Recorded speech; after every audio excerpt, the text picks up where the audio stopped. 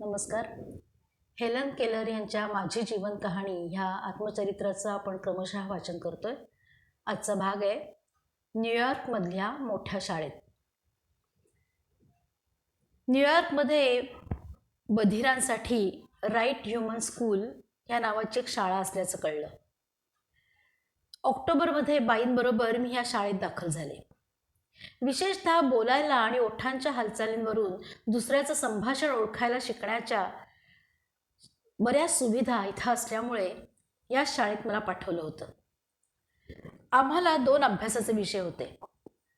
इथल्या 2 वर्षाच्या काळात या विषयांशिवाय अंकगणित, भूगोल, फ्रेंच आणि जर्मन हे विषय देखील माझ्या अभ्यासात होते.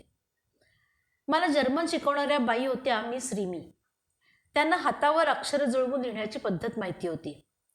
मला थोडेफार जर्मन शब्द माहिती झाल्यावर जमेल तेव्हा आम्ही जर्मनमधून बोलायचो.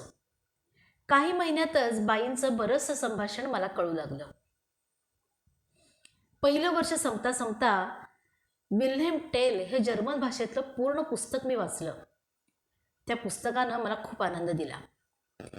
ओष्ठवाचन आणि संभाषणात मला आणि माझ्या शिक्षकांना अपेक्षित होती तेवढी माझी प्रगती होत नव्हती आणि मला तर अगदी 4 चौघांसारखं बोलायचं होतं.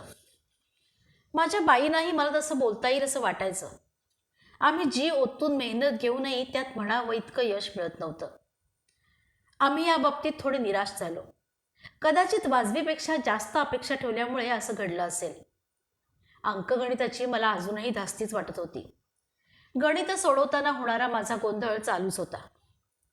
या आघाड्यांवर निराशा आल्यामुळे कधी कधी मी खूप उदास व्हायची. तरीही इतर विषयांच्या अभ्यासाबाबतचा उत्साह मी कमी होऊ दिला नाही. विशेषतः भूगोलाच्या अभ्यासातून निसर्गातली गुपितं जाणून घेताना मन हरखून जायचं. आमचा भूगोलही अगदी बायबलमधल्या ओल्ड टेस्टामेंटच्या चित्रमय भाषाशैलीत मांडलेला होता. न्यूयॉर्कमध्ये ती 2 वर्ष खूप आनंदात गेली. ते दिवस आठवले ना की आजही मन सुखावतं.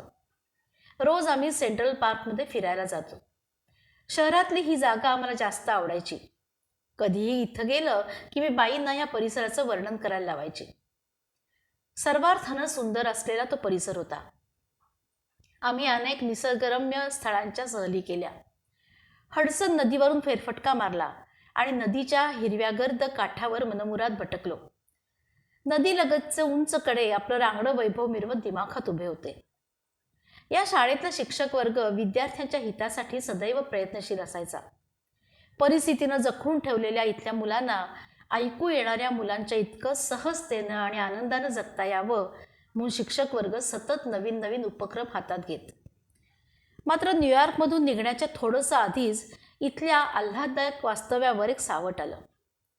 मला वडिलांसारखे असलेले जॉन स्पॉल्डिंग हे 1896च्या फेब्रुवारीत वारले. ते बोस्टनमध्ये राहायचे. पुढं बाबा वारल्यानंतर मला जेवढं दुःख झालं तेवढंच तीव्र दुःख यांच्या निधनानं मी अनुभवलं. माझ्यावर आणि बाईंवर त्यांचा खूप लोभ होता. आमच्या धडपडीकडे ते आस्थेने लक्ष द्यायचे. त्यांच्या प्रेमळ अस्तित्वाच्या केवळ जाणीवेने सुद्धा आम्ही आमच्या अडचणी विसरायचो आणि पुन्हा नव्या जोमाने कामाला लागायचो. त्यांच्या निधनामुळे आमच्या आयुष्यात मोठी पोकळी निर्माण झाली.